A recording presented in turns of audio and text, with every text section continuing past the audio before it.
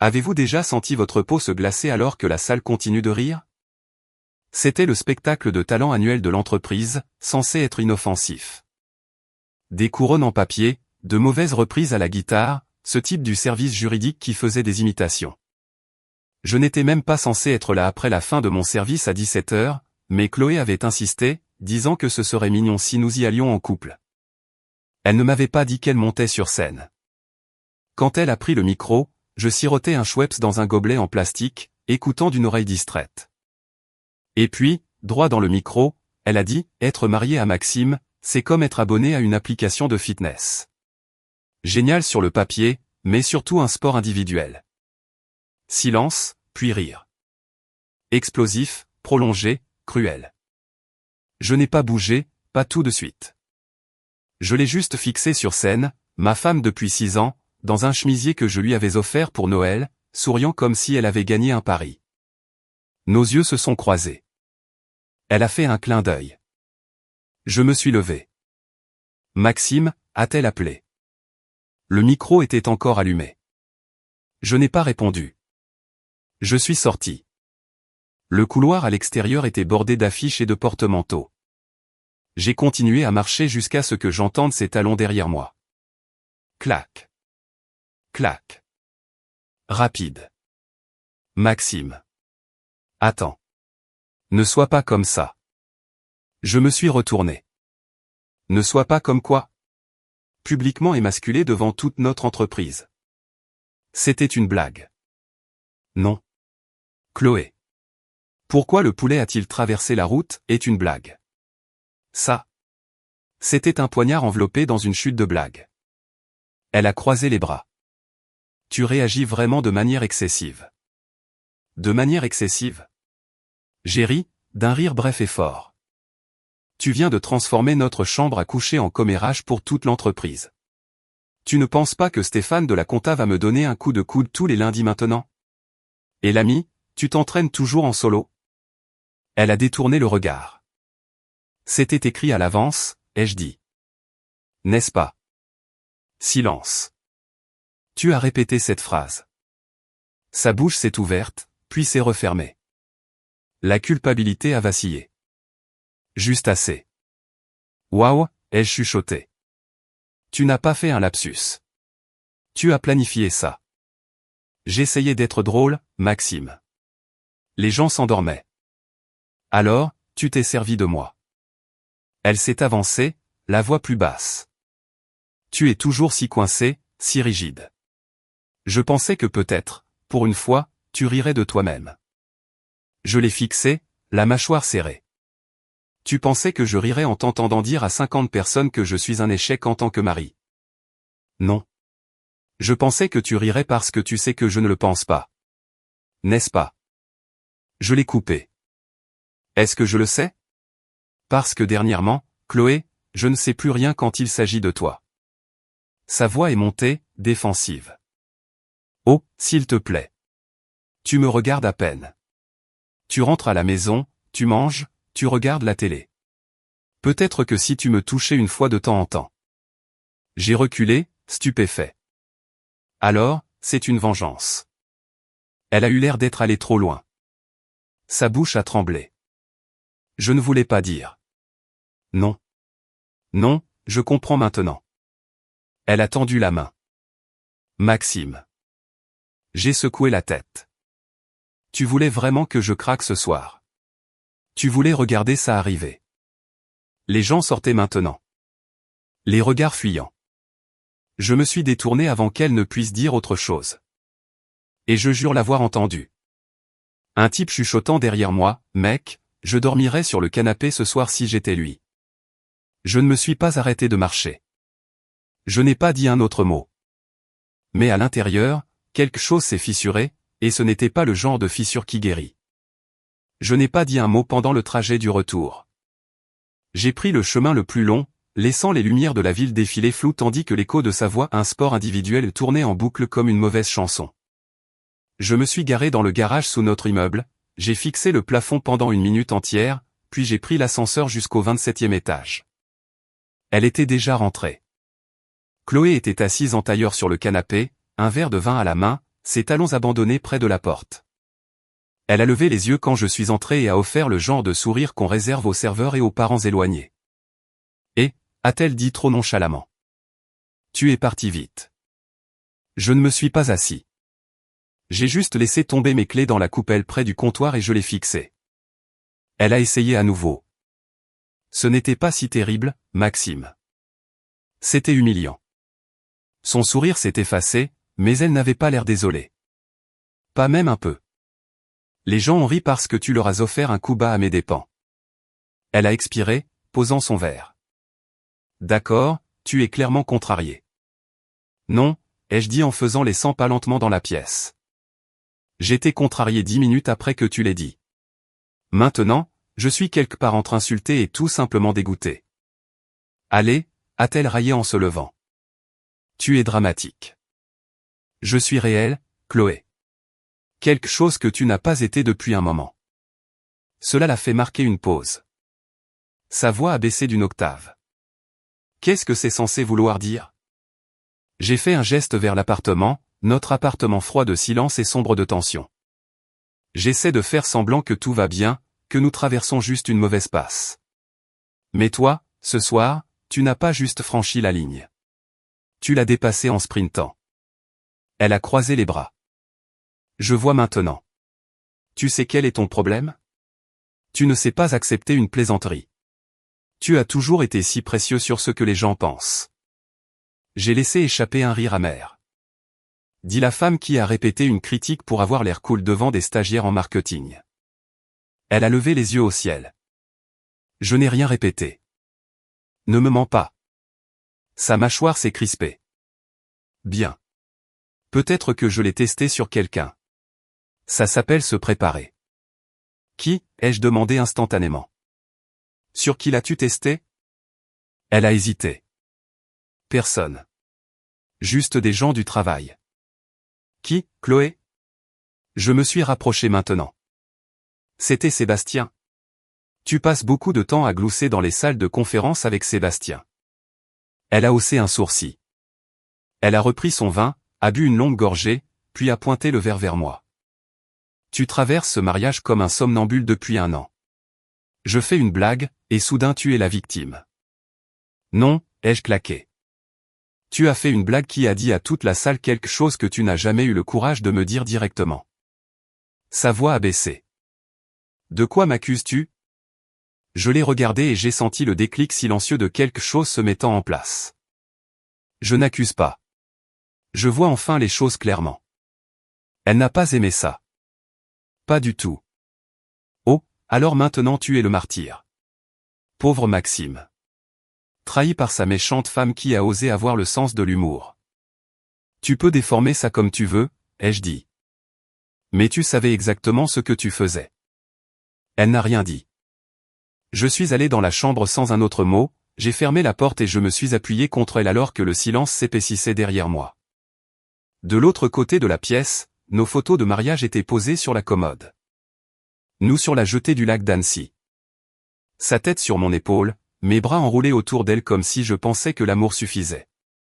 Je l'ai fixé longuement avant de retourner le cadre face contre terre. Le lendemain matin, je ne lui ai pas parlé. Elle m'a passé mon café comme si nous étions des étrangers dans un bistrot. Pas d'excuses, pas de reconnaissance de la nuit précédente, juste un « tiens » vide et un regard rapide ailleurs. Je l'ai pris, j'ai bu, je l'ai regardé verser du lait d'amande dans ses céréales comme si c'était juste un autre mardi. Vers 8 heures, elle est partie travailler, a embrassé l'air près de ma joue, a attrapé sa sacoche d'ordinateur et a disparu dans le couloir avec ses talons claquant comme de la ponctuation. J'ai attendu 10 minutes, puis j'ai attrapé mes clés. Elle avait laissé son déjeuner dans le frigo, poulet grillé, roquettes, vinaigre balsamique à part le genre de choses qu'elle oubliait habituellement et dont elle se plaignait à midi. Normalement, je l'aurais laissé là, mais aujourd'hui. Aujourd'hui, je voulais faire quelque chose de gentil. Peut-être que j'avais besoin de me sentir comme l'homme que j'étais autrefois, celui qui croyait encore qu'on pouvait réparer les choses. Je l'ai emballé soigneusement, j'ai ajouté son soda au gingembre préféré et j'ai conduit les 20 minutes jusqu'à son bureau. Elle travaillait dans un immeuble en verre élégant près de l'avenue de la Grande Armée. J'y étais allé peut-être 2 fois, une fois pour une fête de fin d'année, Une fois pour déposer son chargeur d'ordinateur oublié. Les 2 fois, elle avait semblé presque embarrassée que je sois venu. Je me suis garé dans la rue, j'ai pris le sac déjeuner sur le siège passager et j'ai commencé à marcher vers le parking. C'est là que je l'ai vu. Un SUV noir, vitres teintées, mais l'une d'elles était juste assez ouverte pour que la lumière du soleil frappe ses cheveux. Chloé sur le siège passager, en train de rire. Et puis elle l'a embrassé. Pas un baiser rapide, pas un moment de faiblesse, pas d'hésitation. Un baiser plein, lent, familier. Le genre qu'on réserve à quelqu'un qui connaît déjà votre corps. Le genre qui ne tressaille pas. Je me suis arrêté de marcher. Le sac déjeuner a glissé de ma main, a heurté le trottoir avec un bruit sourd, mais je l'ai à peine remarqué. Elle se penchait maintenant, les yeux fermés. Il lui a touché la joue, et quelque chose en moi s'est brisé. Pas bruyamment, pas violemment, juste une rupture nette et cruelle. Mon premier instinct n'a pas été la rage. Ce n'était pas non plus un cœur brisé. C'était de la clarté. Je suis resté là pendant peut-être 30 secondes. Assez longtemps pour mémoriser la courbe de son sourire, la façon dont elle inclinait la tête. Je me suis demandé si elle riait comme ça avec moi dernièrement. Si j'avais cessé de le remarquer. Je me suis retourné, j'ai marché jusqu'à ma voiture. Personne ne m'a vu. Personne ne m'a arrêté. Je suis monté, je me suis assis au volant et j'ai fixé mon propre reflet dans le rétroviseur. C'était le moment. Pas la blague, pas le silence. Ça. C'était le moment où le mariage s'est terminé. Et bizarrement, je n'ai pas pleuré. Je n'ai pas crié. Je n'ai pas frappé le volant ni appelé son téléphone. Je suis juste resté assis là, le cœur vide et les mains stables, alors que le poids de la vérité s'installait dans ma poitrine. Elle était déjà partie bien avant ce baiser. J'étais juste le dernier à le savoir. Il y a un moment après avoir été trahi ou tout ralenti. Comme si votre corps savait que le monde est trop tranchant et décidait d'envelopper vos pensées dans de la laine. C'est ce que j'ai ressenti en retournant au parking de son bureau 20 minutes plus tard. Le sac déjeuner était toujours par terre sur le trottoir là où je l'avais laissé tomber. Je ne l'avais pas planifié. Je ne pensais pas à la vengeance. Je ne pensais même pas du tout. Mais alors que j'ouvrais le coffre de ma voiture, mes yeux se sont posés sur la clé en croix reposant à côté des câbles de démarrage. Longue, froide, en acier noir. La même que je gardais pour les urgences. Apparemment, cela comptait comme une urgence. Je l'ai attrapée, j'ai marché droit vers le SUV noir. Le même dans lequel je l'avais vu plus tôt. Je n'ai même pas vérifié s'ils étaient encore à l'intérieur. Pas besoin. Je savais. Le premier coup a été silencieux. Le fracas est venu une demi-seconde plus tard. La vitre arrière passager explosant vers l'extérieur comme un boulet de canon à travers du verre. Le son a résonné à travers le parking. Des alarmes? Aucune. Des gens qui regardent. À l'intérieur du SUV, une silhouette s'est redressée brusquement. Lui. Son collègue. Il a bafouillé, regardant autour de lui. Et puis Chloé est apparue, s'extirpant par la porte comme si l'immeuble était en feu. Maxime, a-t-elle hurlé. Qu'est-ce que tu fous? Je n'ai pas répondu. Je suis resté là, tenant la clé en croix à mes côtés, calme comme le matin. Elle a couru vers moi, talons claquants, chemisier froissé. Maxime, arrête. Tu es fou? J'ai incliné la tête. À toi de me le dire. Tu ne peux pas juste détruire la voiture de quelqu'un. Ne t'inquiète pas, ai-je dit. Je paierai pour la vitre. Considère ça comme une indemnité de départ. Maxime, s'il te plaît. Les gens se rassemblaient maintenant. Téléphone sorti, murmure s'élevant comme de la fumée. Mais personne n'est intervenu. Personne ne s'est interposé. Pour une fois, je me fichais de ce qu'il voyait. Je l'ai regardé droit dans les yeux. Tu l'as embrassé, ai-je dit simplement. Sa bouche s'est ouverte, puis fermée. Ses mains tremblaient juste un peu. Tu savais. J'ai vu que c'était, a-t-elle bégayé. Ça ne voulait rien dire. Je le jure. Chloé, ai-je dit, la voix basse mais ferme. Ne m'insulte pas avec ça. Son visage s'est tordu, mi-panique, mi-honte. Je n'avais pas prévu de. Alors tu es encore plus négligente que je ne le pensais. Elle a fait un pas de plus. S'il te plaît, ne fais pas ça ici. Tu l'as déjà fait. Son collègue était sorti du SUV maintenant, planant derrière elle comme un fantôme coupable. Maxime, a-t-il commencé, main levée. Écoute, je ne voulais pas. Va-t'en, ai-je dit, sans même le regarder. Il a hésité, puis a reculé. Homme intelligent. Chloé s'est retournée vers moi, les yeux humides maintenant. Tu ne peux pas juste tout finir comme ça, a-t-elle chuchoté. J'ai finalement lâché la clé en croix, je l'ai posée doucement sur l'asphalte comme si c'était du verre. Je n'y ai pas mis fin, ai-je dit. C'est toi. Je ne fais que lui donner un nom.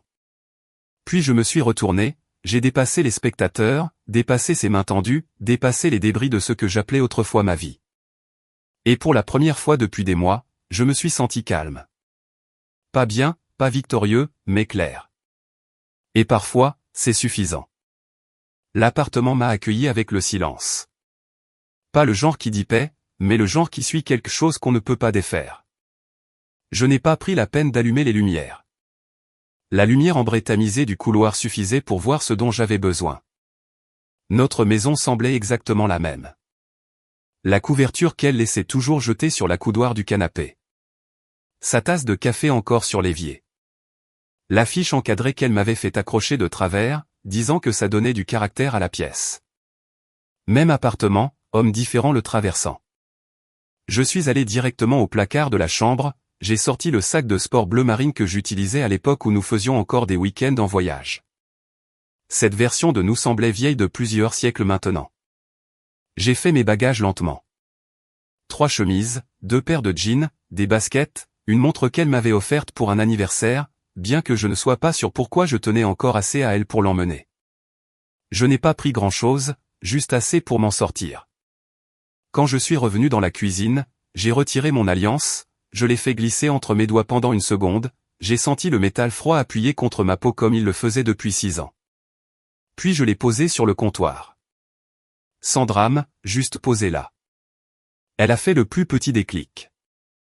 Ce son n'a fait plus mal que je ne m'y attendais. J'étais en train de fermer le sac de sport quand la porte d'entrée s'est ouverte à la volée. Les clés ont cliqueté contre le carrelage. Et puis sa voix, paniquée. Maxime, attends. Ne pars pas. Je n'ai pas répondu. Je n'ai même pas levé les yeux. Elle a traversé l'espace entre nous rapidement, attrapant mon bras. Tu ne peux pas juste partir, a-t-elle dit. Nous n'avons pas fini. Je pense que si. Sa respiration s'est bloquée. Ça ne voulait rien dire. Tu le sais, n'est-ce pas? Ce baiser. Ce n'était pas ce à quoi ça ressemblait. J'ai levé la tête lentement, j'ai regardé son visage yeux rouges, lèvres tremblantes, cheveux tirés en arrière comme si elle s'était préparée pour la guerre et avait perdu la bataille à mi-chemin. Tu m'as humilié, ai-je dit, au travail, devant tout le monde. Puis, alors que j'essayais de faire quelque chose de gentil pour toi, tu étais. Ma gorge s'est serrée. Tu étais déjà parti. Je ne l'étais pas, a-t-elle insisté, la voix s'élevant. J'ai merdé. Oui, mais j'étais en colère. Tu as été distant pendant des mois. Je voulais juste une réaction. Eh bien, tu en as eu une. Ses épaules se sont affaissées. Tu pars vraiment? J'ai fait un sac. Chloé, qu'est-ce que tu crois? Elle a commencé à faire les 100 pas, passant ses doigts dans ses cheveux comme si le mouvement pouvait m'arrêter. Où vas-tu? Chez Lucas. Juste le temps de comprendre les choses. Tu n'es pas obligé de faire ça. Mais je le veux. Ses mains sont tombées sur ses côtés. Impuissante. Je n'ai pas trompé, a-t-elle dit. Pas vraiment. Ce n'était pas une liaison complète. Arrête. Mais si tu m'avais juste parlé. Je me suis approché. Tu as dit à une salle pleine de collègues que l'intimité avec moi était un sport individuel. Puis tu as embrassé un autre homme avec sentiment. Chloé, tu as fait ça, pas moi. Les larmes ont coulé. Enfin. Je pensais qu'on avait dépassé le stade de la dispute, a-t-elle chuchoté. Je pensais qu'on en était à la partie où tu me pardonnes et où on répare ça. Tu as seulement commencé à vouloir réparer les choses, ai-je dit, quand j'ai finalement arrêté de te supplier de le faire. Elle a ouvert la bouche, mais rien n'est sorti. J'ai hissé le sac de sport sur mon épaule, j'ai marché vers la porte. Elle ne m'a pas poursuivi. Elle est juste restée là. Maxime, a-t-elle essayé une dernière fois? S'il te plaît. J'ai ouvert la porte. Prends soin de toi, ai-je dit. Puis je suis sorti. Et quand la serrure a cliqué derrière moi, ça n'a pas sonné comme une porte qui se ferme. Ça a sonné comme la fin d'un chapitre. Lucas n'a pas posé de questions quand je me suis présenté à sa porte avec un sac de sport et des yeux fatigués. Il s'est juste écarté, m'a tendu une bière et a pointé vers la chambre d'amis. C'est le genre d'ami qu'il était. Son appartement était situé au-dessus du fleuve, tout en briques apparentes et luminaires industriels. Rien à voir avec les tons neutres et chauds de l'appartement que je venais de quitter. Chloé disait toujours que l'endroit de Lucas semblait temporaire. Mais cette nuit-là, il ressemblait à un port. Je n'ai pas pleuré. Je n'ai pas parlé. Je suis juste resté allongé là à fixer le plafond, écoutant le bourdonnement de la ville au-delà de la fenêtre. Au loin, un RER passait dans un fracas comme un battement de cœur que je n'avais pas remarqué jusqu'à maintenant. Ce premier matin seul a frappé fort. Je me suis tenu devant le miroir, brosse à dents à la main, me demandant quand exactement j'avais cessé de me reconnaître. Les cernes sous mes yeux ne venaient pas d'une mauvaise nuit. Ils venaient de moi, peut-être d'années, d'érosion silencieuse.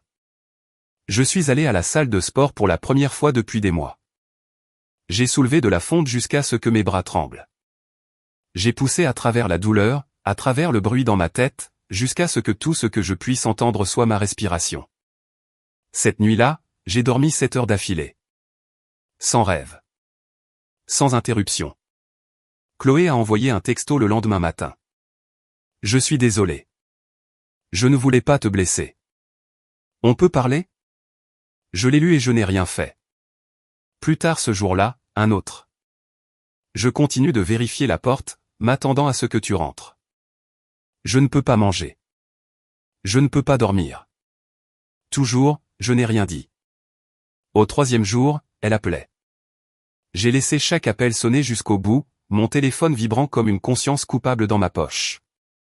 Lucas a remarqué, bien sûr. Tu vas répondre à ça? Non. Il m'a lancé un long regard, puis m'a passé les jetons de poker. C'est juste. Nous avons joué jusqu'à minuit. Ça faisait du bien. Presque normal.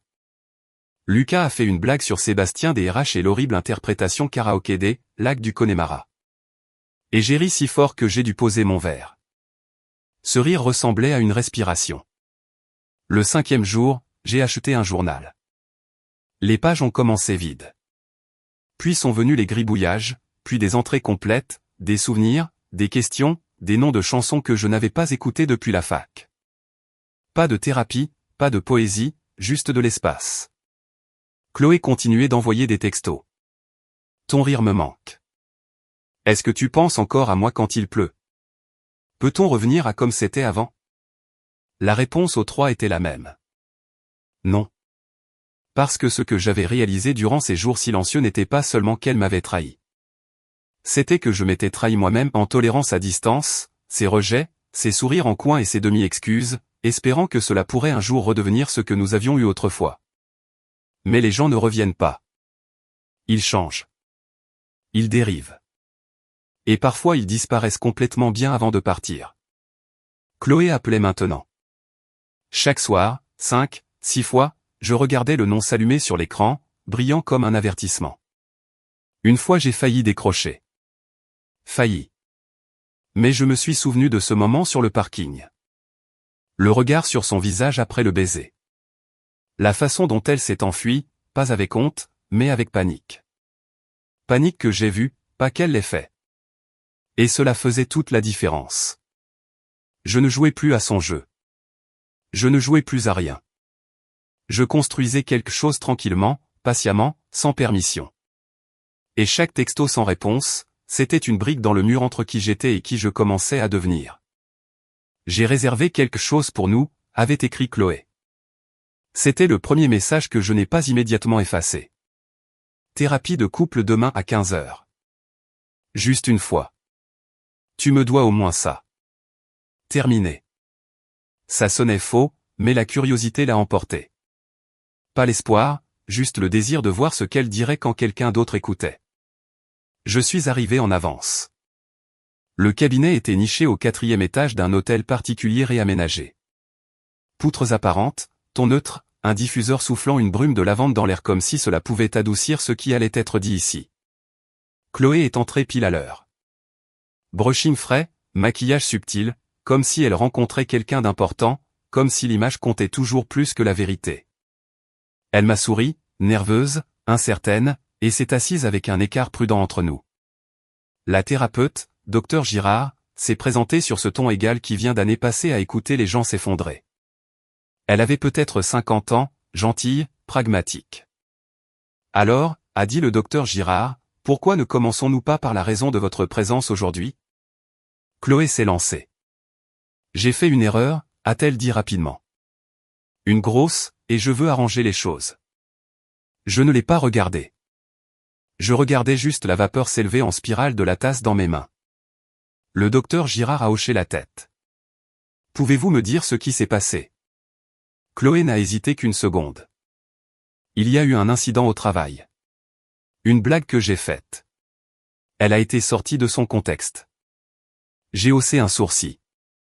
Sortie de son contexte? Le docteur Girard m'a jeté un coup d'œil. Maxime? Elle a dit à une salle pleine de collègues que notre mariage est un sport individuel. Je l'ai dit platement, sans colère. Puis elle a embrassé un autre homme sur un parking. Le docteur Girard s'est retourné vers Chloé. Est-ce exact? Les lèvres de Chloé se sont pincées. Oui, mais ce n'était pas prémédité. J'étais en colère. J'étais blessé. Tu étais blessé, ai-je répété, la regardant enfin.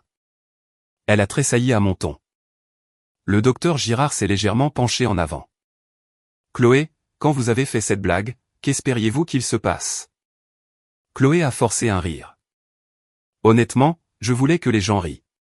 Je pensais que peut-être ils riraient, aussi. J'ai incliné la tête. Tu m'as humilié parce que tu voulais la validation d'inconnus. J'étais nerveuse, a-t-elle claqué. J'ai eu un blanc. Et ouais, peut-être que je voulais obtenir une réaction. Tu en as eu une. Le silence s'est installé à nouveau. Le docteur Girard s'est tourné vers moi. Maxime, comment ce moment a-t-il changé les choses pour vous? Je n'ai pas hésité. Ce moment est celui où j'ai cessé d'être son mari. La pièce est devenue immobile. Chloé m'a fixé comme si je l'avais giflé. Tu ne peux pas juste dire ça. Mais je peux, ai-je répondu. Parce que c'est vrai. Sa voix s'est brisée. Alors c'est ça? Une blague et tu t'en vas. Je me suis penché en avant, la voix basse et claire. Ce n'était pas juste une blague. C'était toi choisissant les projecteurs plutôt que ma dignité. Tu ne m'as pas juste blessé. Tu as apprécié ça. Tu m'as regardé me briser et tu as continué à sourire. Le docteur Girard n'a pas interrompu. Elle a juste observé. Chloé a baissé les yeux, les larmes montant. Je ne savais pas que ça coûterait aussi cher. Et pourtant, ai-je dit en me levant, tu as quand même fait le pari.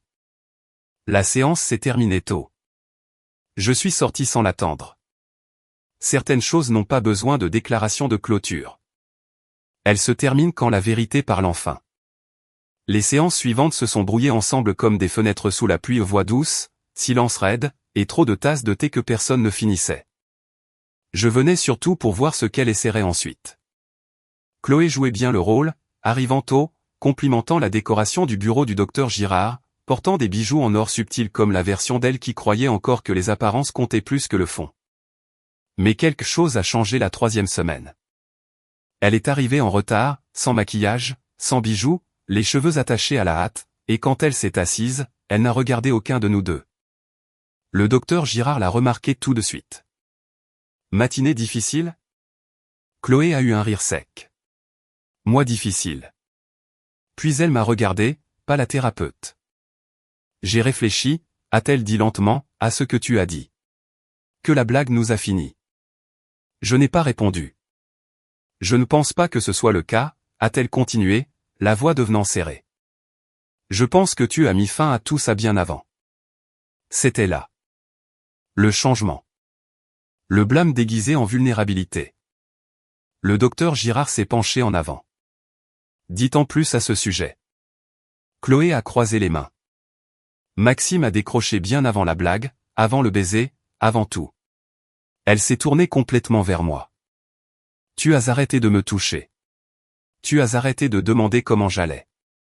Tu rentrais à la maison et disais à peine 5 mots. Je me sentais invisible. Je me sentais abandonné. J'ai avalé difficilement. Tu as raison, ai-je dit. J'ai effectivement commencé à prendre mes distances. Ses yeux se sont écarquillés, ne s'attendant peut-être pas à un accord, mais pas sortis de nulle part. J'ai pris mes distances parce que tu continuais de transformer notre maison en scène. Parce que chaque fois que j'essayais de parler, tu en riais ou changeais de sujet ou me faisais me sentir moindre. Tu voulais la chute de la blague plus que le partenariat. Chloé a détourné le regard, mais le docteur Girard n'avait pas fini. Chloé a remué sur son siège. Je ne sais pas. Je ne me sentais pas vu. Et quand quelqu'un d'autre m'a regardé comme si je comptais, je me suis laissé emporter. C'est compréhensible, a dit la thérapeute. Mais compréhensible n'est pas la même chose que excusable. Cela a frappé fort. Chloé a cligné des yeux. Pardon ? Vous avez dit que vous ne vous sentiez pas vu, a dit doucement le docteur Girard. Alors, vous avez choisi de faire un spectacle public de votre mariage et d'embrasser un collègue. Ce n'était pas une question d'être vu. C'était une question de contrôle. La voix de Chloé s'est brisée. Ce n'est pas juste. Juste, ai-je répété doucement, n'a jamais été dans ton vocabulaire. Jusqu'à maintenant. Chloé s'est levée brusquement. Je ne peux pas faire ça. Sa chaise a grincé en reculant. Les larmes ont coulé, mais la fierté brûlait plus fort. Le docteur Girard n'a rien dit. Elle l'a juste regardé comme un professeur regardant un élève abandonné à la moitié de l'examen. Je ne suis pas venu ici pour me faire attaquer en groupe, a marmonné Chloé. Non, ai-je dit, me levant aussi. Tu es venu ici pour être pardonné sans faire le travail. Elle a attrapé son manteau et est sortie en trombe, la porte claquant derrière elle avec un tremblement. Le docteur Girard m'a regardé. Vous allez bien, a-t-elle demandé. J'ai hoché la tête lentement. Je ne suis plus là pour elle. Elle a souri doucement. Je le vois. Dehors, le vent s'était levé, mais pour une fois, il ne semblait pas froid. La maison était calme quand l'email est arrivé. J'étais seul, assis sur le balcon de Lucas avec la ville scintillant sous moi comme une constellation brisée. L'air était assez chaud pour laisser la porte ouverte. Je n'avais pas vérifié ma boîte de réception de la journée, mais quelque chose me tirait. Objet, une dernière chose. Son nom était à côté comme un fantôme refusant de partir. Je l'ai ouvert. Ce n'était pas court. J'ai réfléchi à nous, commençait-il.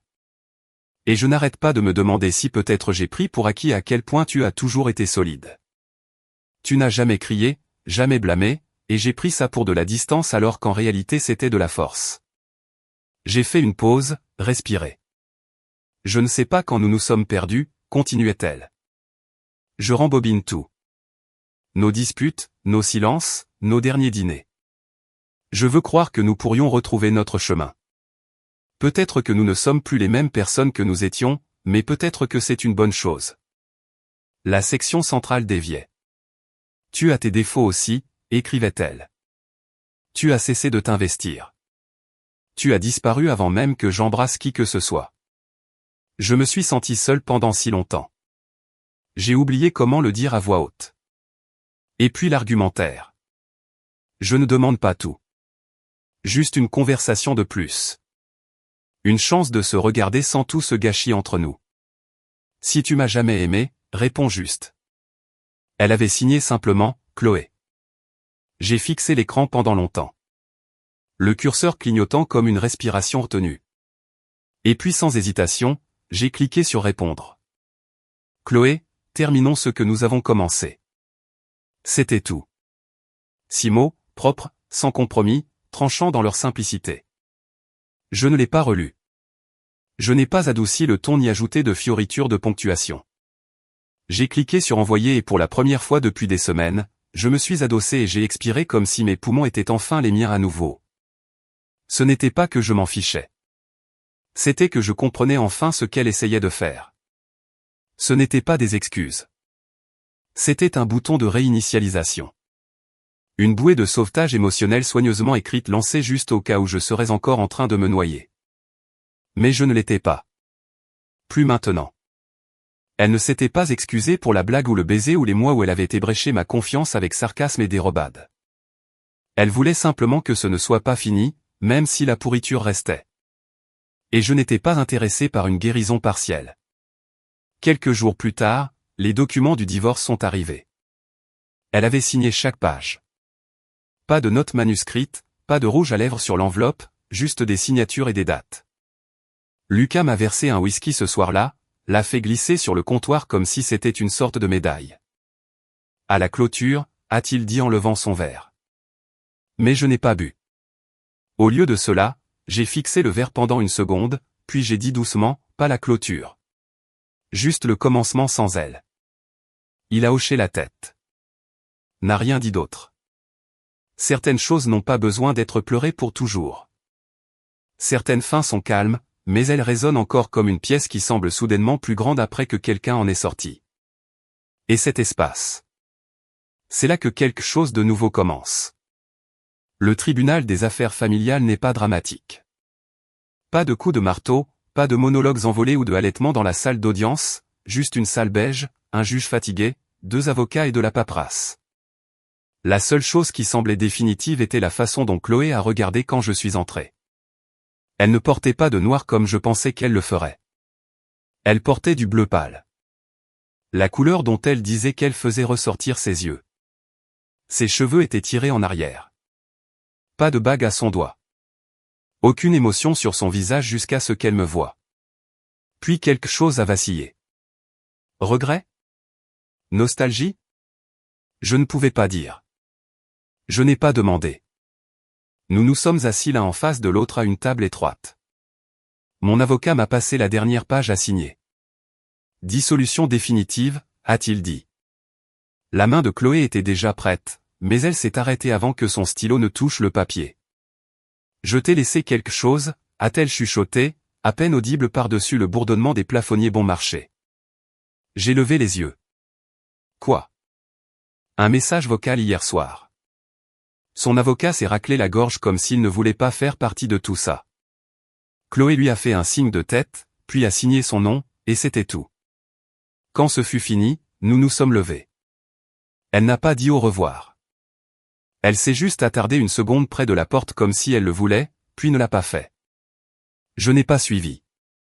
Plus tard, de retour chez Lucas, je me suis assis sur le bord du lit, téléphone à la main, fixant la notification. Un nouveau message vocal. J'ai hésité. Puis j'ai appuyé sur lecture.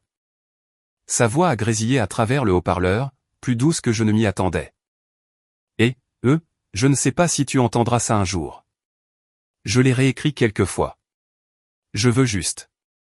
Écoute, la nuit du spectacle de talent, ce n'était pas juste pour être drôle.